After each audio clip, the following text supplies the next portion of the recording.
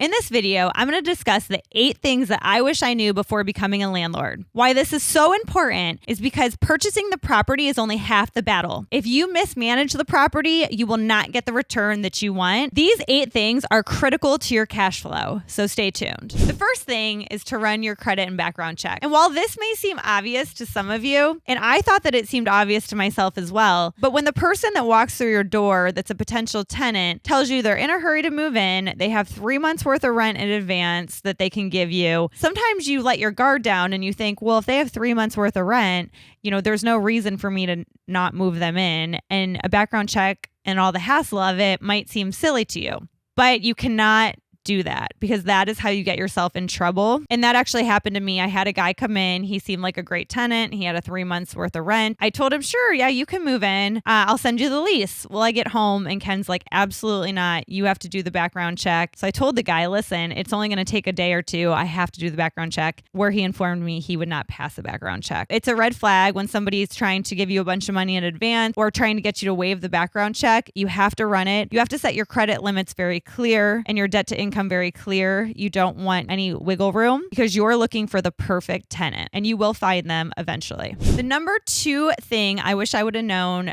before I started to be a landlord is you have to verify their income. And you can do this through paychecks or you can do this through a bank account, and you can do it through both if you're a little bit suspicious. So I've had both of these scenarios happen, right?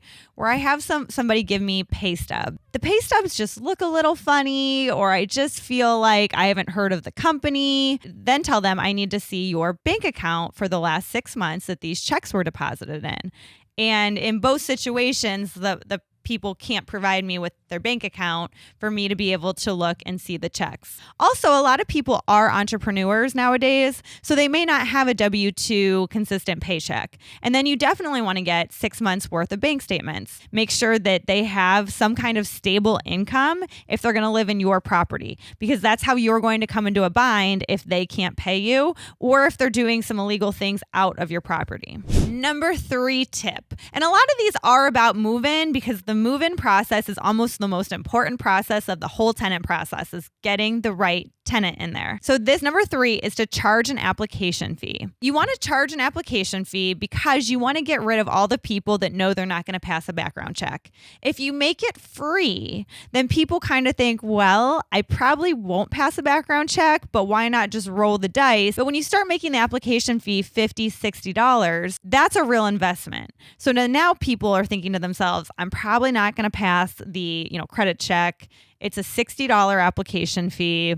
I don't want to lose that money, so I'm just not going to waste anybody's time. Item number 4, get a good security deposit. So typically what is recommended is 1 month's rent, and I think that's a good starting point for your security deposit. A couple recommendations with a security deposit. For one, in most states, you have to have it back to them within 30 days. So if you know your tenant's moving out, you don't want to wait to schedule a handyman. You want that person there the day that they move out. At move out, you really want to walk the unit with them. Sometimes tenants don't want to do that. Sometimes they don't have time on the last day that they're moving out to walk the unit with you.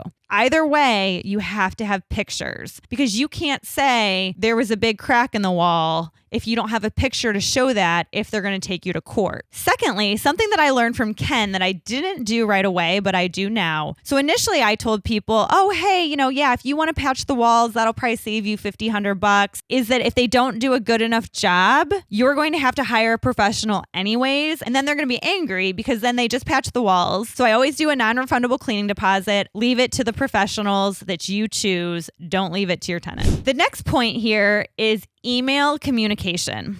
So I still, with some of my tenants, have text communication because that's how I started.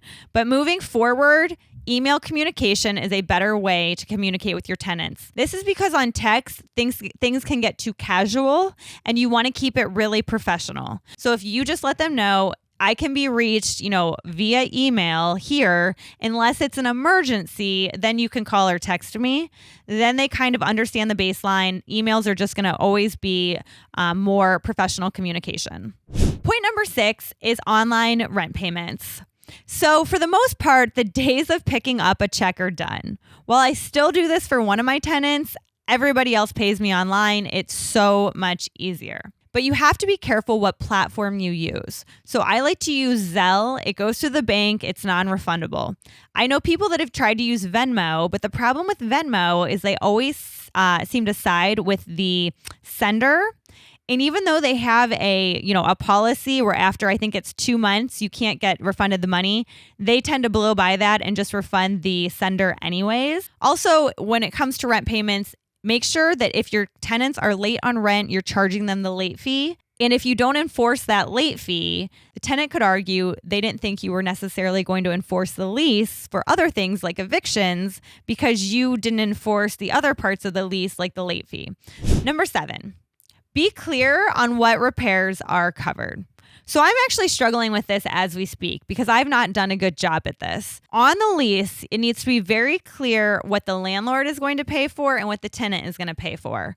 When I started, I basically was fixing everything in all the units because I never had an issue with anybody taking advantage. I now have somebody taking advantage, but it's not clear in my lease what I should be paying for and what they should be paying for. Everyone's responsibility needs to be laid out in the lease so it is very clear to each party what they're responsible for. Point number 8, your tenants are not your friends. Let me just repeat that. Your tenants are not your friends. I've made this mistake before. I think a lot of people make this mistake when they first start being a landlord.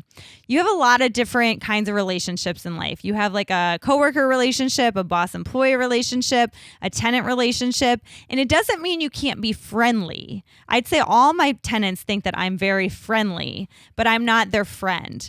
And that is because issues could come up later, legal issues or issues where there's a disagreement about what you think should happen and what they think should happen. You need to be able to have that respect from them that you can sit down in a business setting and hash out whatever disagreement you may have. They may have a bill from the HOA because they did something against community rules, but they think that you should pay it and not them. They may be a week late on rent because they're behind on their bills. All of these things can and will come up during your lease. And if you're too good of friends with them and you're sending them emojis and LOLs and ha-has, they don't take you seriously and they're going to try to take advantage of you. You need to know that you're in control. This is your property, but you do have to go by the law and the lease. And the lease should make all of those decisions, but sometimes that can be an uncomfortable conversation. Please post your craziest landlord stories in the comments. I would love to read them.